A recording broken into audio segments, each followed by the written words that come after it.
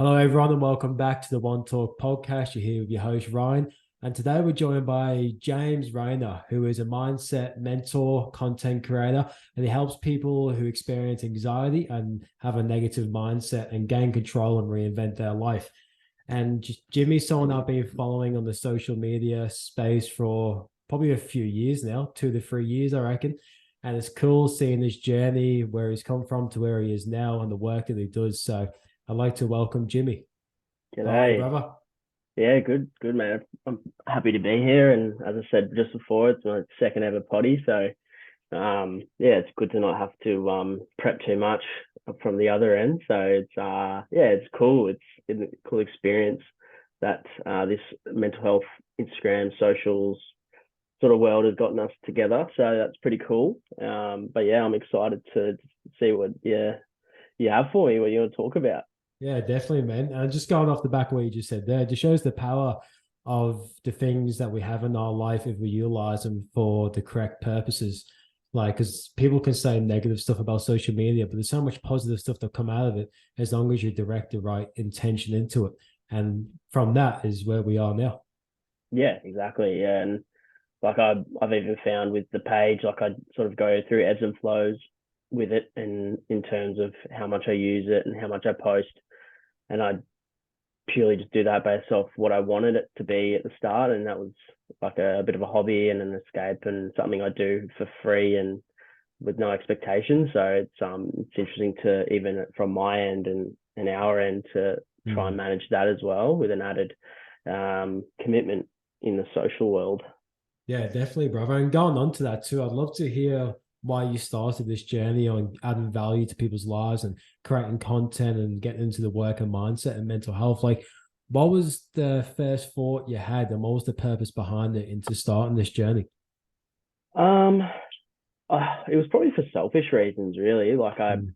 I, um, I came from a professional, sort of semi-professional AFL background, and from the age of four, I played footy, and I'm from WA originally, where AFL is massive and the main sport. And early on, as a young kid, I was quite going quite well and had some good signs. And then, as we went along the journey of semi-professional football to try and make it into the big leagues, I had this Mm. expectation and feeling of I was just going to make it. There was no ifs or buts about it. And Mm. I had some validation through awards and people pretty much telling me that I was every chance, and had chats with AFL clubs and things like that. And I built this identity around my football, and I guess long story short, I never got drafted, never got a sniff really, and people started to leapfrog me, and mates of mine that I thought I was very similar to in talent were leapfrogging me and getting drafted and living their dream and my dream. And yeah, it was just a really interesting identity challenge and shift, and as a result, I sort of developed a fair bit of depression and anxiety around who I was and what I Mm. was doing with everything. And for me, I think the biggest challenge was having these feelings and emotions and developing depression when I had such a great environment. I have Mm. a great family with two parents that are still together, two loving sisters. We're not rich, but we're not poor, and we have everything we need. So I think it was that challenge of why do I have these feelings and nothing really is that wrong. So Yeah. it was sort of that first experience of trying to navigate who I was, but also navigating my feelings. And I, at the time, had no real desire or interest in delving too deeply into the mental world of or the mental health world. Really, I didn't. I found it a bit taboo and a bit quote unquote cringe at the time. Thought it was too cool Mm. for it. Um, and I don't know whether that was a product of my friend group or a product of what my upbringing, but eventually I found myself um, waking up most days pretty disappointed that I was awake, and it wasn't so much that I didn't want to be alive. I just didn't want to have to go through the drag of being depressed and low and having no desire and motivation and anxious all the time about everything. And it felt like a big, massive uphill battle.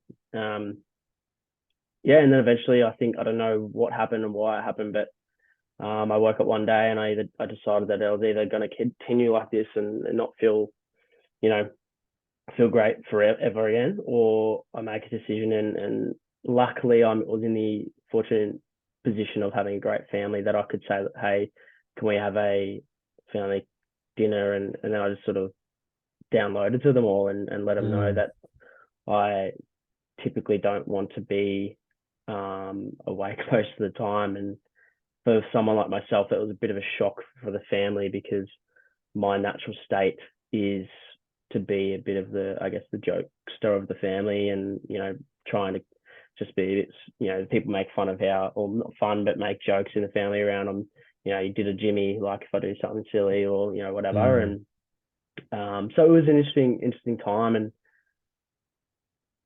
I feel like going on a bit, but essentially it got to a point where I started the snowball of effect of telling my family and getting it out there, and then eventually I had the first psychology appointment that my parents helped me organize, and then I had my next one and my next one, and slowly but surely I built this curiosity around my own mental health. And then eventually, once I got to a point of genuine neutrality, I think I could call it, just a baseline, I felt pretty comfortable with who I was.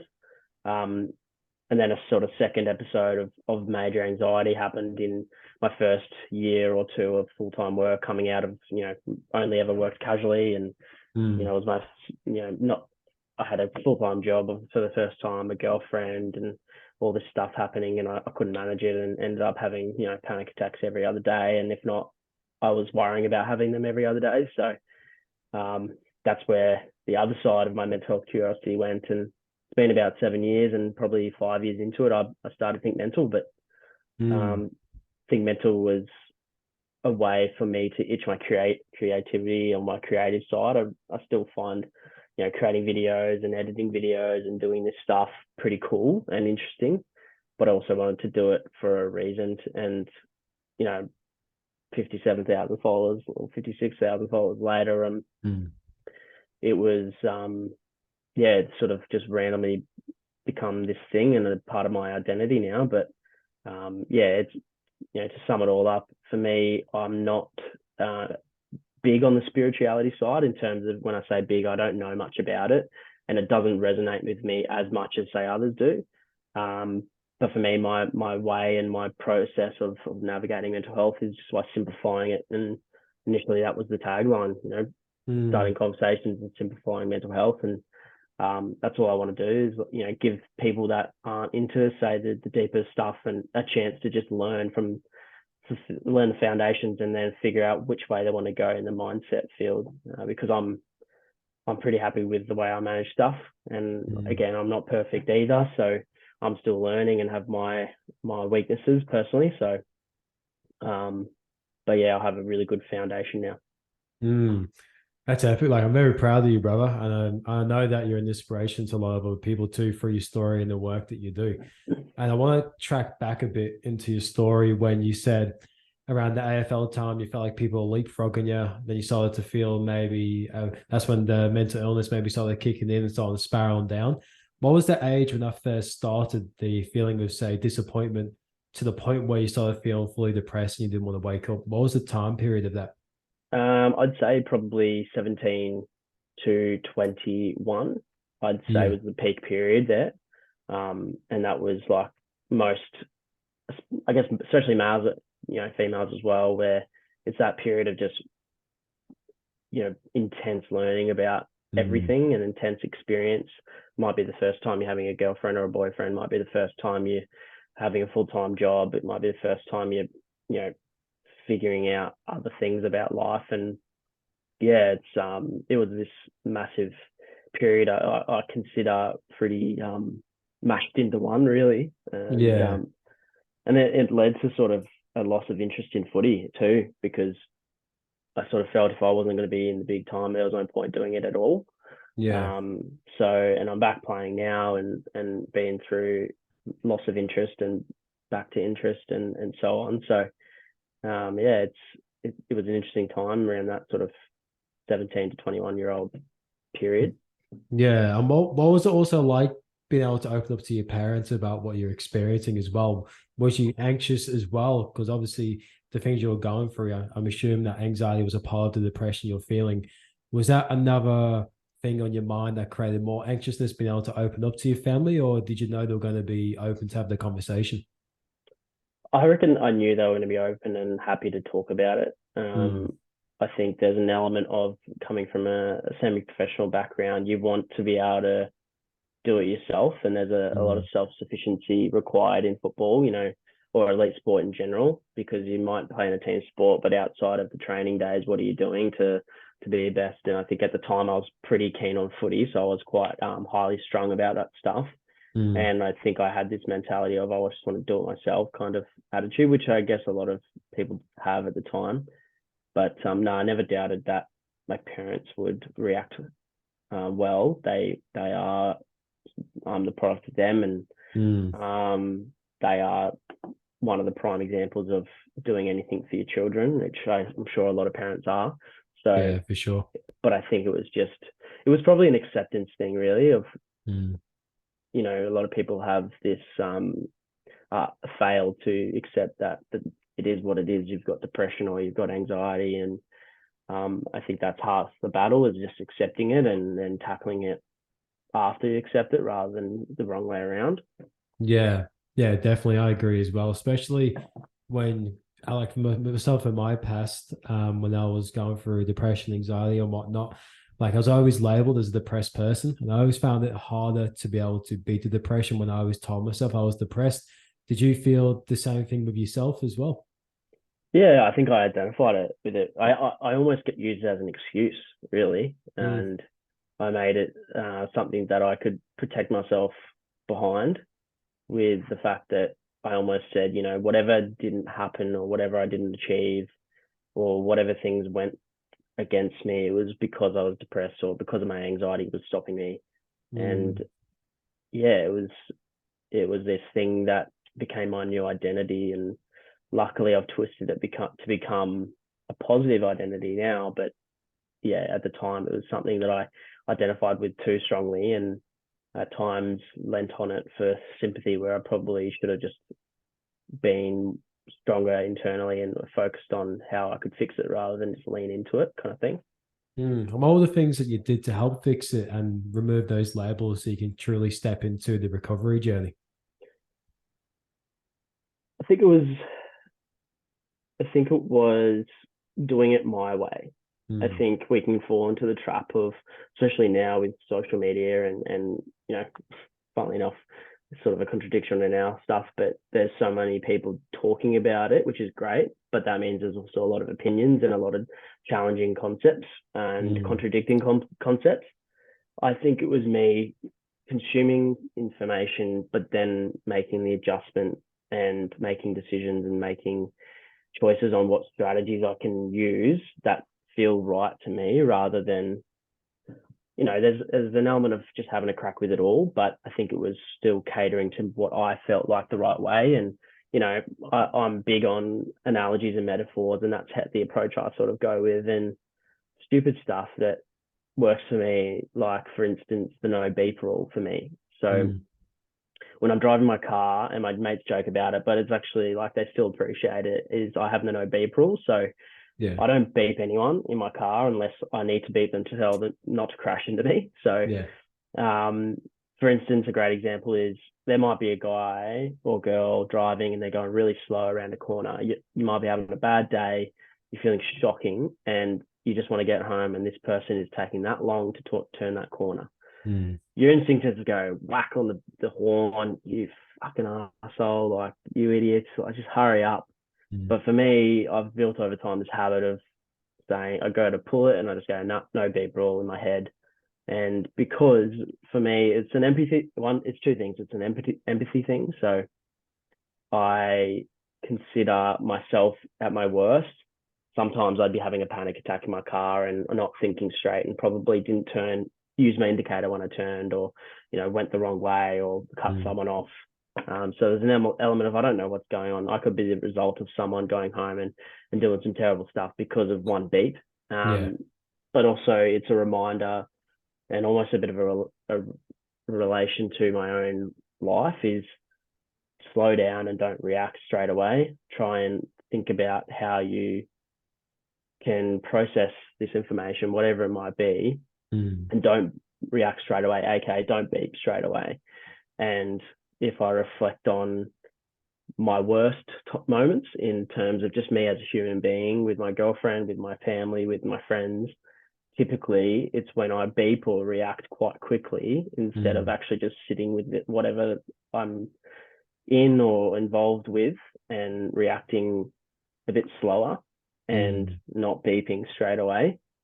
So to sort of get back around, that's essentially how I approached my mental health in the end, was doing it my way, coming up with things that felt fun and right for me. And the no beep stuff relates to me. It makes me feel like it's not this scary thing. It's just another part of you that I have to process. And the more things like that no beep rule that came up, the more it made it easy, because I could just chuck them in the tool belt that I call my mental health resources, and away I go.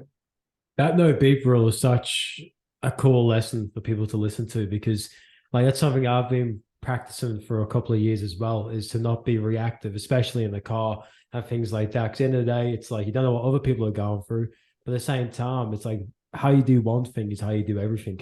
So if I'm in a reactive state in this moment, blowing my horn and giving them the finger out the window and everything, like you said before, how is that going to show up with my relationship? How's that going to show up in my personal life? How's that going to show up when I look in the mirror and see myself? I'm going to be in this constant reactive state, and it's not going to be healthy.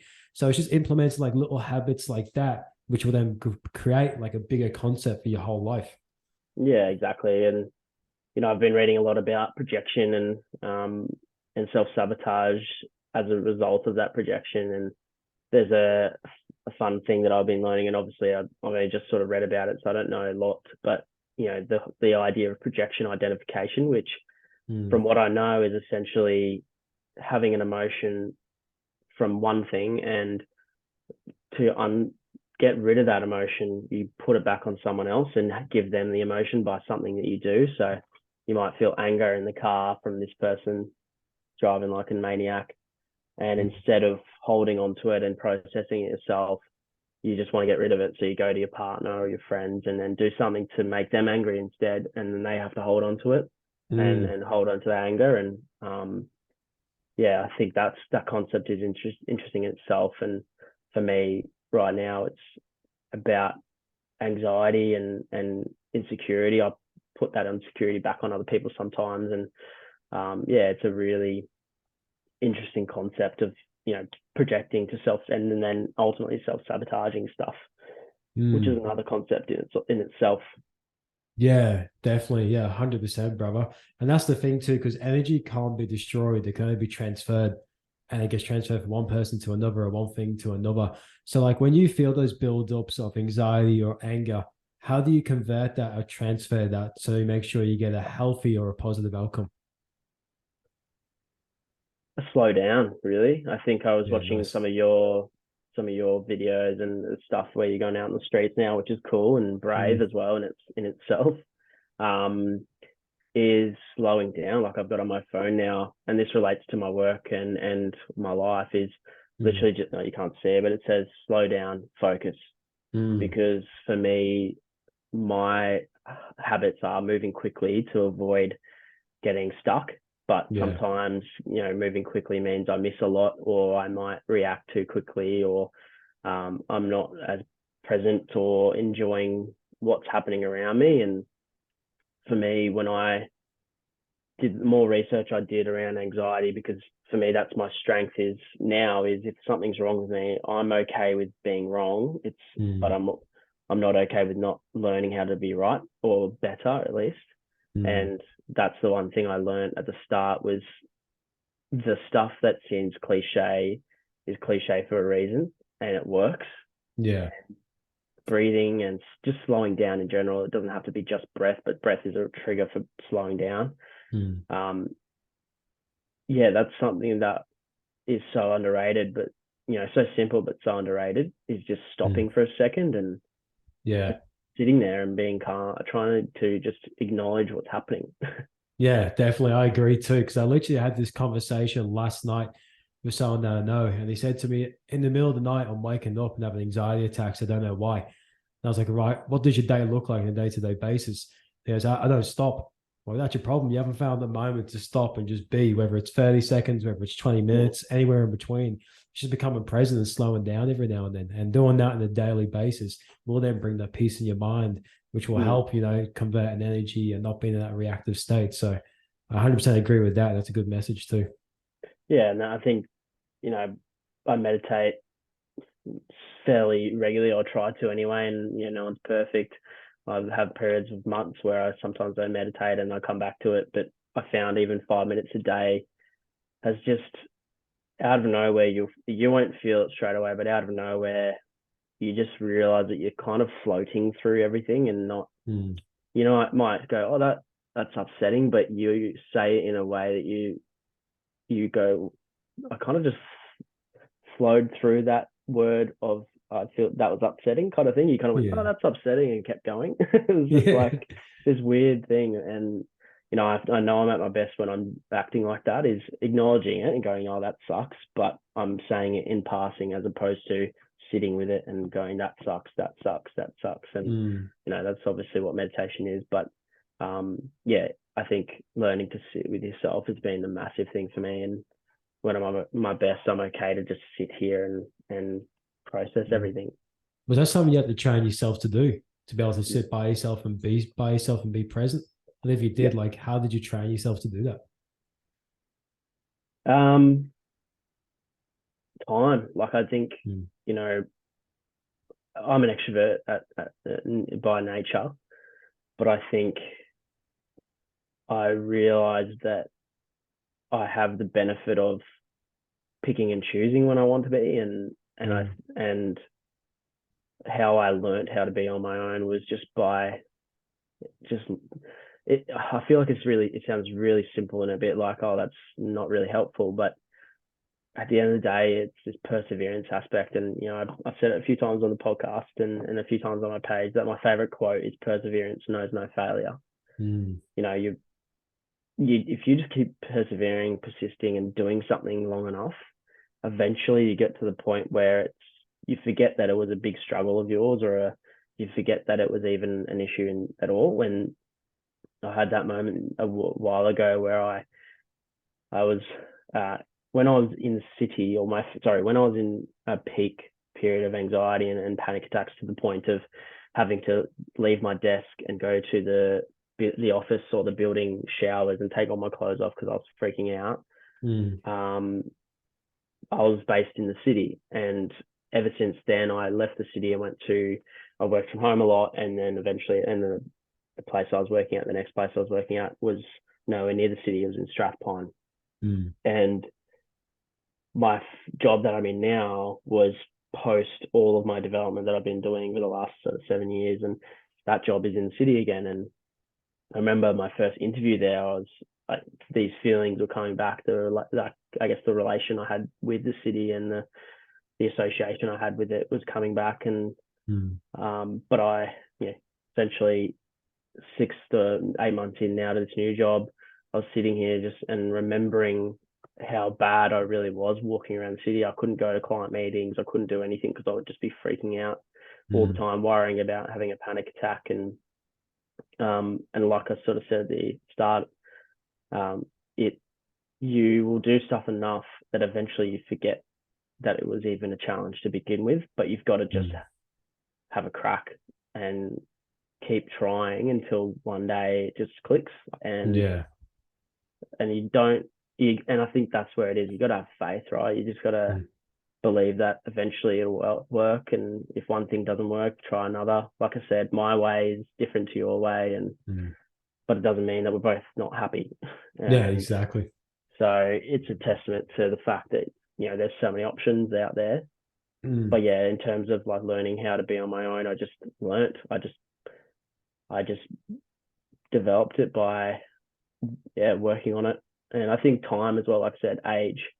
There's a mm, weird thing that happens once you turn 25, I reckon, that yeah. I don't know what it is, but you just hit this period of like, oh, I don't actually want to go to that party, or I don't actually want to go out. Let's would stay at home and Mm, do something else. Or but yeah, so time and consistent effort and perseverance.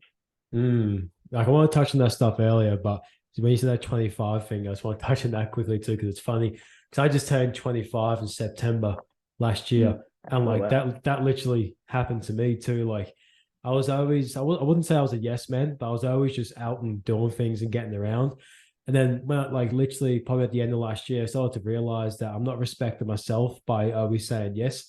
And I was like, it's cool to say no sometimes. And then Mm. now I know more of where to put myself and when to put Yeah. myself in certain positions. So that was funny because I never thought of that within myself when you said, I was like, yeah, true. That Yeah. kind of happened in the last few months to me too. Yeah, But it's weird, hey. It's yeah, so weird. And I remember people saying, and I think it's more about the male brain than the women's. I'm not sure about, I can't remember what the women's is, but I think the male brain doesn't stop developing until you're 25. And mm. like, oh yeah, cool. Like, but I had that moment of like, shit, maybe they're right.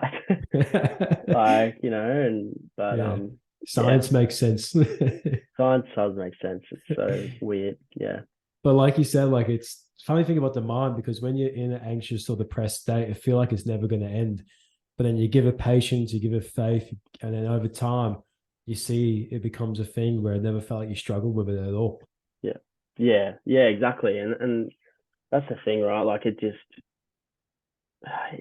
you I've had these moments where I just go, wow, like you've smashed it, mate. You've absolutely smashed it. But it took 7 years to smash it. Yeah, So, exactly. Yeah. but yeah, it's a cool feeling. With your like with your podcast, was that something you always had in mind before Think Mental, or did that come along with being on the journey with Think Mental? No, that was the first thing. The first Mm, thing I wanted to do was the podcast, and for me, it was just about at the start, it was purely just to get people on that knew something that I didn't, so I could mm, learn, and then be the person that facilitates learning through others, and because that's how I learned. And yeah, it started with the podcast, and then eventually, as the trends change and mm. what people follow and the algorithm does, I've sort of adjusted.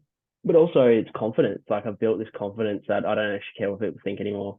To Mm, to a point, the thing you're doing on the streets, I'm still probably couldn't do that from a mm. confidence perspective, but at the same time, I know I probably could Yeah, eventually, based on what I've been able to do with Think Mental, is slowly but surely build the confidence in. At first, I didn't want to do like a "Hey guys, how are you going?" kind of video, yeah. but I was happy to do a Zoom call with Harris Andrews, who's an AFL captain for Brisbane Lions. Like it was a Mm, weird progression, and I think I built that slow confidence in myself. And seeing you on the street, I know that I probably could do that based on evidence. Um, yeah. so yeah, it started as a potty, and now it's sort of like a page, pretty much. Like you said, it's just all about time and faith as well. Because like me doing the street interviews and going up to people, and like it's still awkward as don't get me wrong, but like that was a journey within itself. Because when I first started like doing mental health experience, like for the first 2 years of mental health experience, I didn't show my face, so I absolutely shit myself to be in front of a camera and speak. But for the people listening too, like if you start something, just give it time, give it faith, believe in yourself, take the right steps accordingly, and you'll get to where you're meant to get to. And also, I found within myself and my journey is not to try and put too many like blocks on where your path is meant to go. I found with Yeah, myself, just keep it open and you might end up in a better spot. Do you feel like that's happened with you too? yeah. I think, and you'll probably ask this question later around comparison and things like that. But yeah, it's just expectation, and Hmm. I want to get it up because it's a Yeah, freaking let's cool ask the quote. question. Oh, you doing a quote? No, Yeah. it's a have you heard of the happiness equation? I don't think I have, to be honest. Okay, this is a belter. So you can cut this out, obviously. Happiness equation, Mo Gawdat. There we go. Yeah. Okay. So, and I have to remind myself about this all the time, but essentially, Mo Gawdat is a former Google ex-exec guy. He was basically the second to the CEO at Google. He was on Steve Bartlett's podcast and he talked about the happiness equation. And basically, he built the solution to happiness through math, like a typical Google guy would. But it was as a result of his son unfortunately passing away. And his son, to him, he considered the happiest man on earth. And he wanted to find out, because he didn't have time to ask his son how he's so happy. He wanted to find out if he could solve it with math. And essentially his problem, or sorry, his equation, his happiness equation, he has a book about it, is your happiness is equal to or greater than the difference between the events of your life and your expectations of how life should behave. So he says life going my way, basically.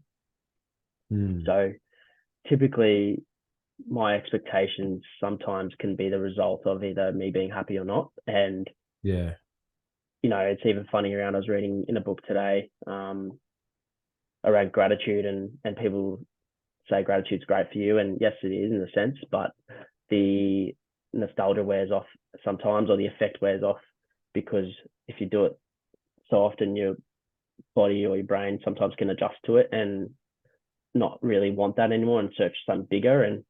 And this book was talking about the effect of negative gratitude, or not negative gratitude, but negative visualization, where you, instead of saying what you're grateful for, but imagining not having what you do, and visualizing. He says in the book, sit with your eyes closed and imagine you don't have an arm, you don't have your arms, you can't pick up things, you can't hold your baby, you can't hug your best friend, you can't play video games, you can't, all this stuff that you have available to you. If you visualize the negative results of it not having it, it somehow works quite well. And he said it tricks your brain into basically realizing what you have, kind of thing. So to answer your question, I think it's essentially, this is what we do. Like, I'll go on a ramble, but to answer your question, I think your expectations or your happiness is only a result of your expectations, and it's not about lowering your expectations, but it's allowing anything to happen. And you could have a North Star. Like, I love writing up a North Star, like saying, okay, this is what I would love, but making it big enough that whatever happens in between and is great as well. It's accepting that there might be other stuff that comes from it. Yeah, like 100%. Like, a good analogy for this that relate to you and all the other sports people listen to this is like, say, AFL. If you've got a kick from 50, and in practice you've been training a certain way to take a kick, someone runs in certain positions and whatnot to free up plays, but in the moment of the game you see a different play that's going to play off better than you would have done in practice building up to this game, and you make that play. It's just listening to what's happening in the moment and taking that direction, rather than always playing by the rule book to what your expectations are. Yeah, exactly. Yeah, it's a good way to look at it. Yeah, and that just also shows the way you said how to visualize, like your lust or arm or whatnot. Shows how powerful your thoughts are and how powerful visualization is. Because I agree with the gratitude thing. It's not something I do daily in terms of writing down. Because if things become repetitive for me, I get bored and etc. And I think a lot of people listening will relate as well. So I think adding in the visualization aspect to your gratitude in life will also bring more value to your life as well. Yeah, exactly. And I think it's, again, going off sort of how I like to sell them the messages, is it's not something that you might want to start straight away, but it's something that eventually will come. I can guarantee that. I think, for me, the beginning was just building self-awareness and understanding what works for me, what doesn't, what triggers me and what doesn't, what makes me feel good and what doesn't. And the visualization and the more technical things of mental health, I want to call them, came later, and they didn't come till maybe last year either. So I think for me, my message to anyone who's maybe at the start or a bit overwhelmed by it all is don't feel like you have to do everything all at once. Yeah. Get yourself to a point that you feel comfortable trying something new like visualization. Mm. Um, it'll come, just don't rush it. Yeah. Don't try to do everything at once because that's when you get lost in the mix of it all. And Yeah, it's just like you said before as well, like slowing down with the journey of the healing or the recovery or whatever it is, becoming the better version of yourself. yeah, yeah, exactly. I'd love to get into our Q&A, brother, because I got some epic questions from the Yep. One Talk podcast community. And if you listen to this and you're not in the community, you have to get in because we do Q&As with every guest that comes on, and you get the opportunity to get questions that can be answered. So the first one I've got for you, man, is what's some of the most effective tools to cope with stress? I purposely didn't look at these too much because I wanted to answer on the fly. But for me, it's personally my biggest thing is removing the non-priorities. Mm. I think for me personally, stress comes from having too much going on at once and trying to please all of them.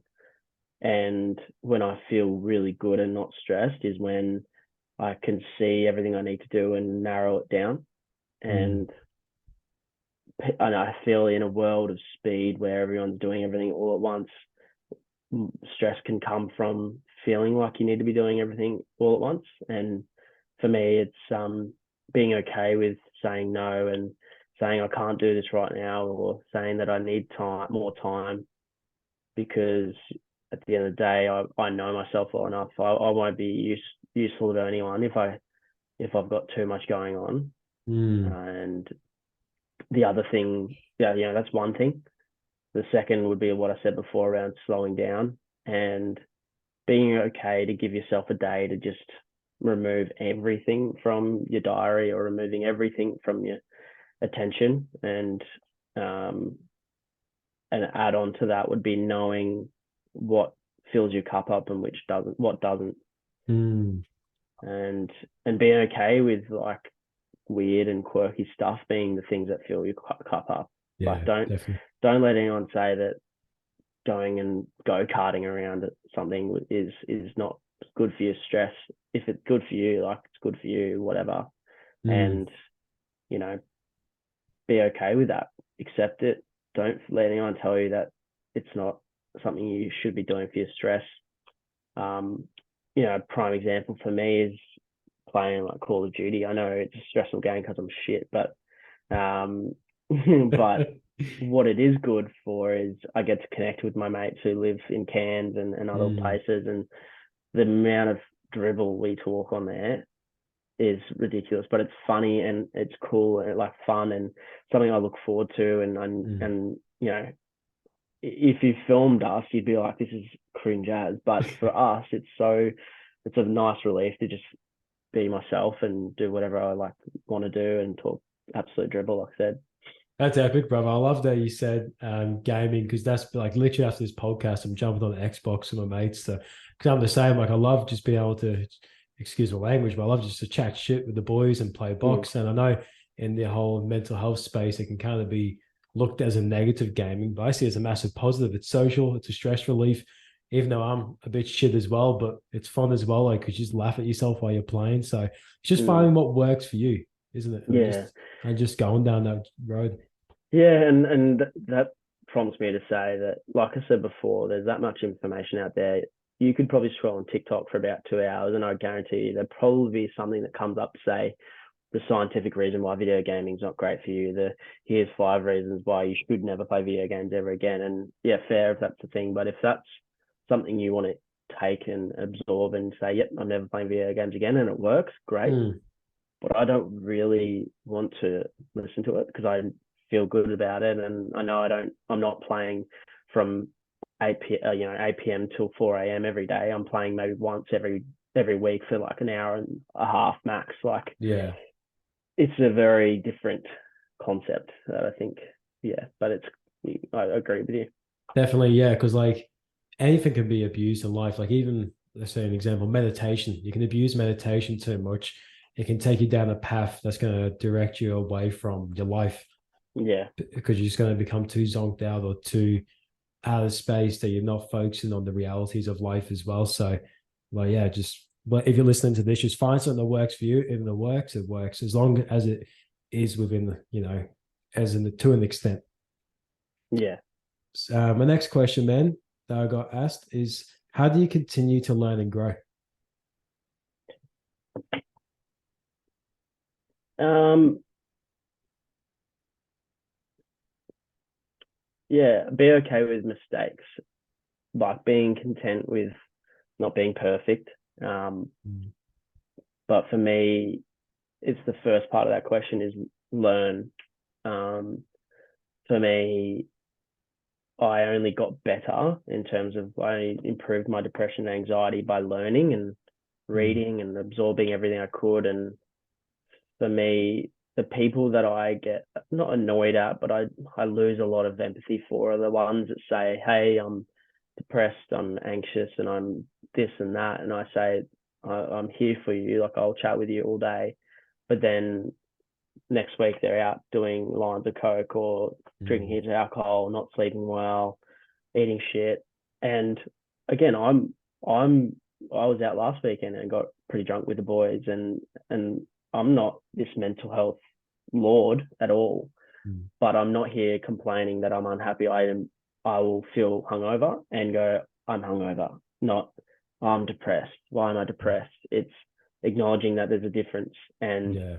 when I was depressed, I went vegan for 8 months just to hopefully that would work. And I lost weight and felt really good, and it did work a little bit. Like it for me, it's yeah, I think it's an aspect of learn and grow, but also acknowledge that you aren't perfect Mm. and everyone's going to help you, but you've got to help yourself. And you kind of have to have that accountability and go, it's okay to ask for help, but I also have to do this for myself too. I've got to Yeah. show that I'm up for it and having a crack, because that's and it sounds harsh from a mental health advocate, but I'll never push anyone away, but I also will be hard on them, and that's what I guess a coach does, right? They keep them Mm. accountable. It's just saying, what are you doing to get better? And I've told this before, and Ben, who I live with, my best mate, there was a point about I kept just complaining about how I never lost weight, Mm. and I would do like a month's worth of exercise and just be down in dumps, like why am I not fit yet? It's so annoying. Or I would actually go the opposite way and pump myself up for doing 2 weeks of exercise. Mm. And Ben, who I live with, is really good for me because he's quite to the point and really rational person. So Yeah. he's like, dude, I'm gonna call you out and say you're talking shit. Like Yeah. you're bullshitting yourself. Like you've done a month's worth of exercise. Don't get a grip and actually have a crack for once and see what you get out of a long period of time of effort. And sort of took that on the chin, and but yeah, it's something that I remember, and he probably doesn't even know that it is something that I took with me. But yeah, it's yeah. So I ranted again. No, it's good for podcasting, renting, and going on tangents. I love it, and that just shows as well with that answer how important it is to have the right environment around you, having the right Yeah, people around you. And when you said before, like it doesn't sound bad coming from a mental health mentor, because when you think back on your story, you said the change happened because it came within you, and you have to realize yourself that you have to do it for you. And everyone yeah, else needs that realization too on the mental health or mental illness recovery journey, that it has to come within them. And that's yeah, where the real change will come. yeah, exactly. Well, this next question relates with a part of what you were just talking about before, because when you said like when people are hungover, they can say, I feel depressed, I feel anxious. And it's all the labels they put on themselves, right? Because the words that we use can be self hypnosis. So, what advice do you have to remove labels?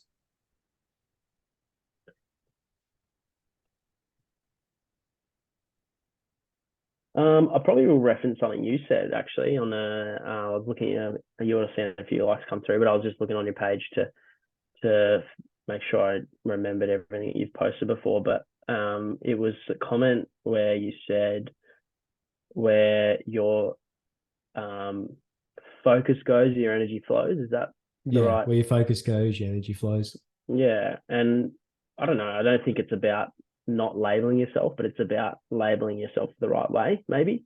Yeah. Um, for me, yeah, I can tell when I'm like, when I feel shit, I'll probably be associating it to what I'm labeling myself. So maybe it isn't so much not labeling, it's about changing how you label, maybe. And, um, Mm. I remember ages ago when I was still in the learning period for myself, I would write down who I wanted to be, and then it might have been a person, an actual person, or like what this fake person was, and pretty much wrote down what their full day would look like, Mm. and identified whether I could do it or not. And to me, it was just about changing how I labeled myself and what that label comes with. So yeah, it's maybe not so much about getting rid of them, but just changing how you look at them, really, and pick them. Mm. Definitely. Um, yeah. And going on to that, I want to ask you about that. That's a really cool concept there, where you said you write out a full day of tasks to do, and then you try and achieve that. Was that correct? Sort of, yeah. So essentially, like at the very start, I was like, no way, I'm getting that done because I was still on, pretty down. But I reckon, especially when I did 75 hard last year, I reckon I would be the person that I wrote down. But yeah, essentially, you might look at a celebrity or a person you admire and basically think of what they would do on a daily basis to be the person that they are, Mm. and model your day on that. And you can either mark yourself pass or fail based on your day looks like. Mm. And I think for me, putting an identity or an identifying or as someone who is something of some nature is a really good way to convince yourself.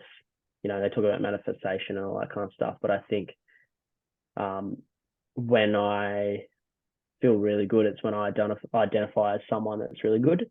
Yeah. And when I was feeling really good about myself back when I was younger, it's because I purely believed in my heart that I was an AFL player or a future AFL player.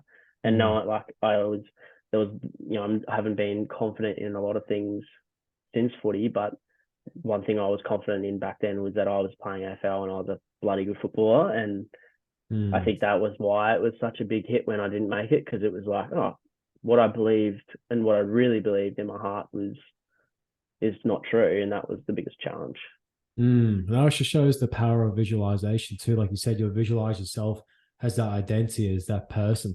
Like, have you seen the study about the basketball, where the group of scientists got a group of people to do basketball shooting for a visualization? Did you see that study?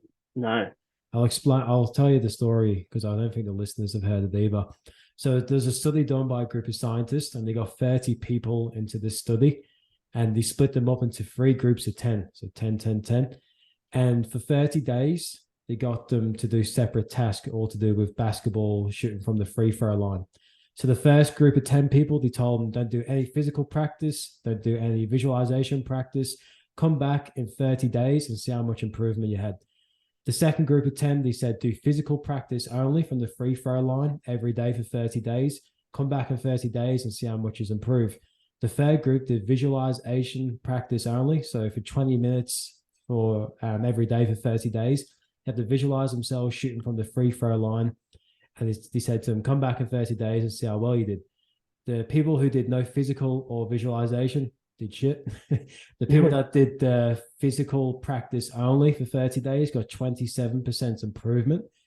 The group of 10 that did visualization practice only got 26% improvement. So only 1% behind the team who did the physical practice. That just shows the power of your mind if you repetitively do these things, like how far you can actually go and how much you can achieve. But also, it's good to implement the practical physical things too. But also, it just shows the power of our mind and visions that we have. Yeah, exactly. And I'm sure you've read it or know of it, is around Joe Dispenza's You Are the Placebo. That's Mm. some of the, he's got tons of studies in there with the same thing around visualization versus people not doing it and doing it physically. Like, yeah, it's a cool study. I love that stuff. Yeah, I love it. With anxiety, man, like how do you notice the early signs of anxiety? And then how do you become aware to implement the strategies to overcome it or cope with it? Um, the physical stuff probably around, heart rate Mm, increasing, but I think as well, everything feels like it's demanding my time more quickly. mm, So like people at work asking questions feel like they're asking it with hot coals under my feet.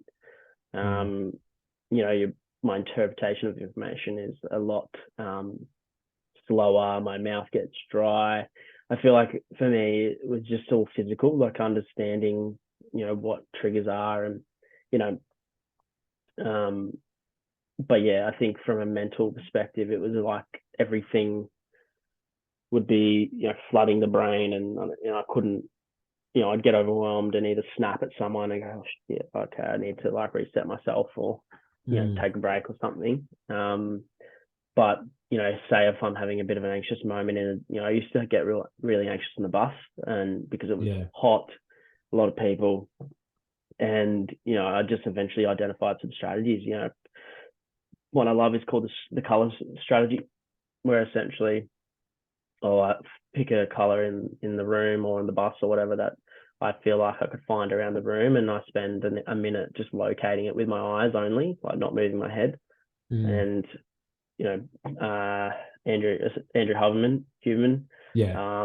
he talks about rapid eye movement a lot in terms of anxiety, and that's one of the reasons why the color strategy works, is because it allows you to focus your eyes somewhere other than straight in front, and Mm. I guess clone that rapid eye movement that he talks about.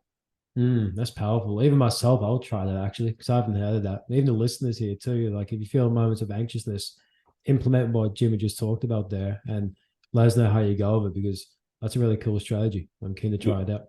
yeah, My last one that I've got from the community is, it's a bit of a long question, but I'll try and narrow it down. So someone asked how to navigate one's expectations of others' performance in light of your own core values that can easily be used for or against you, depending how close they differ from your own.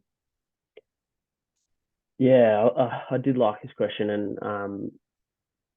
and I wanted to answer it almost with the question, but Mm. when I first started seeing a psychologist, my first ever psychologist, I remember his name was Abe. He's an Yeah. American dude. He was a sports psychologist because I was still playing footy then, and felt like that was going to be the most relatable.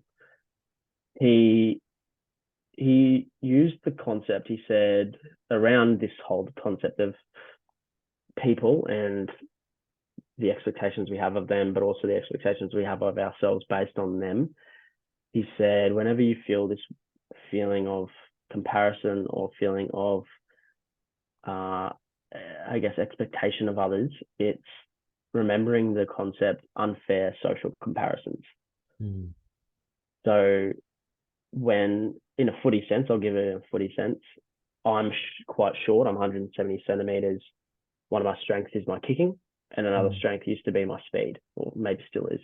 And I've got a good mate of mine who's 195 centimeters, and one of his strengths is marking and leading, like going Wow. out in the lead for something. Him winning an award has no relation to my ability to play football, or my ability to play sprint well, or my ability to kick the footy. Mm.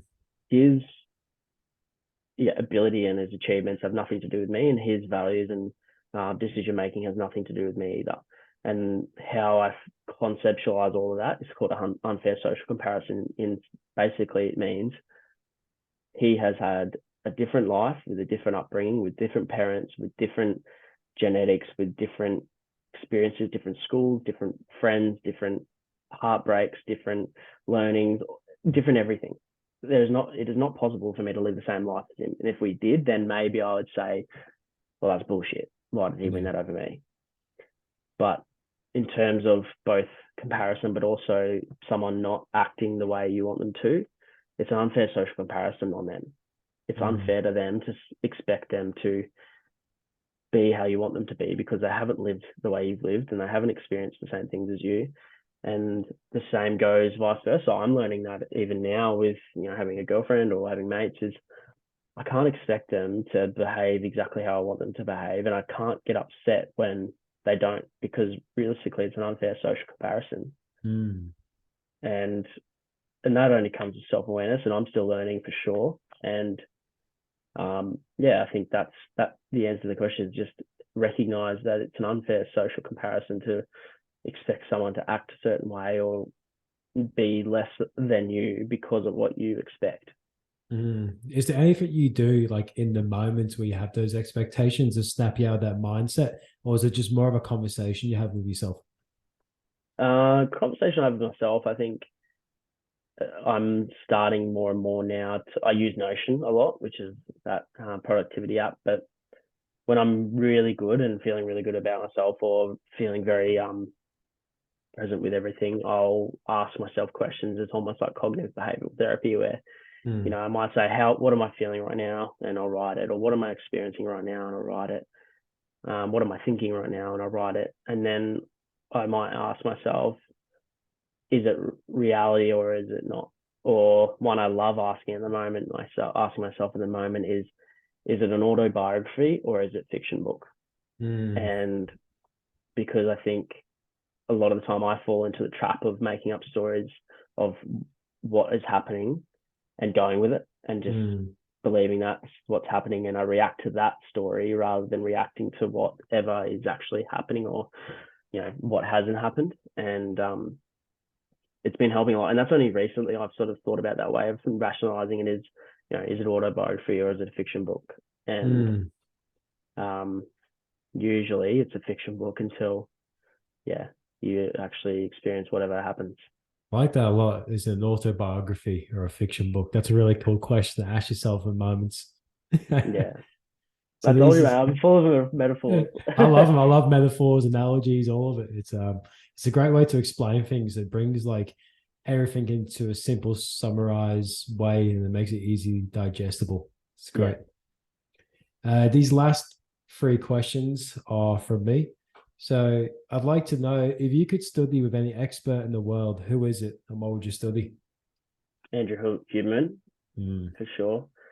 Purely from the fact that it's all science based, it's all fact, Or evidence? and Yeah. evidence based. And I feel like I'm quite literal a lot of the time when it comes to mental health. So he would be good. And I think he also gives people really mostly achievable stuff too. So it'd be cool to uncover what Mm. comes out of working with him. I think he's just really cool. Yeah, it'd be awesome sitting in like a neuroscience lab for a year and just Yeah. observing and digesting Well, everything. I'd love him. I'd love to be a lab rat. I'll Mm. let him study me. Yeah, literally. That would be Yeah. epic. Yeah, Andrew Huberman. I love his podcast too.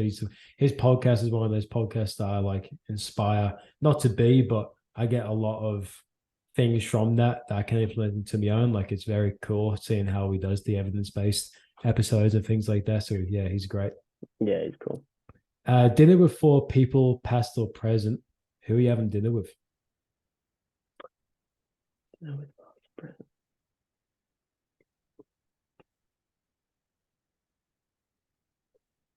Hmm. Rich Roll would be one. Hmm. Do you know who Rich Roll is? Yeah, the Yeah. marathon runner. Yeah, and he's Yeah, got his podcast, Rich Roll podcast. I think he's just really insightful. Tom Hardy, yeah. I think, like not even from the acting perspective, I think just personally, he's just genius. Like he's Hmm. just got so much insight. I think Nathan Buckley, which you might not know of him, but he's an AFL great for Collingwood Football Club, which is my favourite football club, and I think I just want to meet him really. Hmm. And I should have thought about this before. Um, It's all good. It's a question that stuns all my guests. yeah, who else? I'm trying to think of who I consume the most of. Probably Jordan Peterson at this stage. That would be I think interesting. I've picked all alive people, but I think he'd be interesting. Like it would be, Mm. I'd be like, oh, I disagree with that, but I also agree with, like, I'd just be interesting to see what he comes up with. Yeah. Um, but yeah, probably those four at the moment, but I could probably change it in like a day, I reckon. Yeah, I think it's one of those things that evolved. The first time I asked myself that question, it's completely changed since then. Yeah, So, exactly. are you a Collingwood supporter? Yeah, yeah. I mean, you might not like me. We'll just end the potty here, eh? I'm waiting to frame this. Actually, I want to put it up on the wall. Yeah, well, you're on shit house now, so suck Yeah, egg. I know. Yeah, I know. We haven't been good for a few years. Yeah, it's all right. You had your run. It's all good. Yeah. My final question, man, is what's like the top three books that's had a big impact on your life? Um, I remember the first book that felt really impactful was How to Win Friends and Influence People. Mm, And I took one quote out of that, especially that I use like all the time, and it's more bees with honey than you do with vinegar. yeah. And you know, my one of my affirmations in the morning, if I do them, is I am kind and I'm thoughtful, Mm, because I feel like being in HR is sort of one of my strengths, but also just as a person, and I get this from my mum, is I feel like I'm a pretty thoughtful person, and sometimes maybe too thoughtful, and get myself into strife around thinking too much to how I can make someone happy or please them a bit. mm, But yeah, that book, How to Win Friends and Influence People, it gave me stuff like that, but also it's got some good advice around just how to act around people, obviously. But um, that was one. Um, I felt like um, the psychology of money, and I know it's got nothing to do with mindset, sort of, but psychology of money was cool in the sense that it's it's not a typical money book. It's about obviously the psychology of money, but your mindset and how your mind can influence how you approach your money, and mm, how it can, how you approach money is how you approach um is based on how you approach your mind. And that was just really cool because it was more about the mind than it was just about money. Um and the last one is probably, I'm going to say this one. You can't see it, the but big it's leap. The Big Leap, by Gay Hendricks. And I just found that really cool, and I've read that recently too, where it talks about the upper limit problem, and the ceilings we put on ourselves and what we can achieve. And we're talking about it before with you on the street. Um, I think it was really relatable, and Mm, can have a big effect on how I act. Is mm, I my decisions are based on what I feel like I can achieve, not what is possible. I have to check out the big leap. I haven't read that book. Yeah, it's cool. I just want to say, brother, thank you for coming on. You're an inspiration. Thank you. There's a lot of things from this episode that people can implement into their life as well. So there's a lot of things within this that people listening to it, I know they're going to implement it and see shifts within their own life as well. So thank you for coming on. Thank you for bringing the value. Thank you for giving your time as well to myself and the listeners here. And I just want to say at the end of this, how can people find you? And also, do you have any final words you want to say? Yeah, they can find me on ThinkMental with Jimmy, and on Instagram and TikTok. I'm pretty much just on Instagram at this stage. If you want to DM me, I'm always open to having a chat, and people typically do, and I'm always happy to.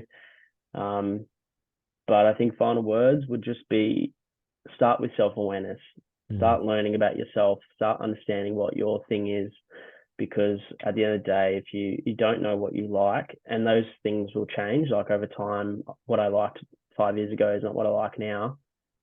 But just start by building self-awareness and understanding who you are and mm, your thing, and what you like and what you dislike, and what the type of people you like having around and what people you don't. And if you're sitting there going, how do I do that? Sometimes it's just sitting there and writing down as much as you can on a piece of paper. mm, Googling, how do I build self-awareness? Googling, what are questions I can ask myself to build self-awareness? It's all there for you. It's just about time and spending the time to do it. And it sucks sometimes, just like going to the gym does, and just like eating healthy does. mm.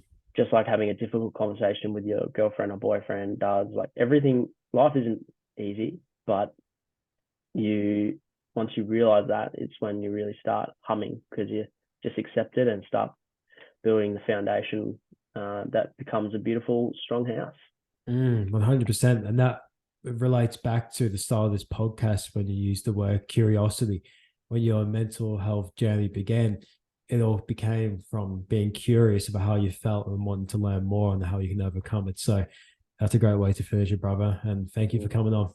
No, thank you for having me, and I feel really, really grateful. Like I said, it was my second potty ever, so I feel pretty chuffed. But yeah, I'm appreciative of it, and you're doing great things. And I saw you from the start. I think you followed me early on, and I followed you early on. And I remember when you had only like 200 followers, which again, followers doesn't really mean anything, but you've had some massive growth, and that's because you worked hard and kept doing it. So consistency, perseverance knows no failure, as I said. So you're smashing it, mate. Keep it up. Thank you, brother. That means a lot. Appreciate that heaps. And everyone listening too, I'll also link in everything to find Jimmy and his podcast and his Instagram and all that as well. So you can find it in the bio of this episode. But thank you everyone for listening, and we'll catch you next week. Thanks, guys.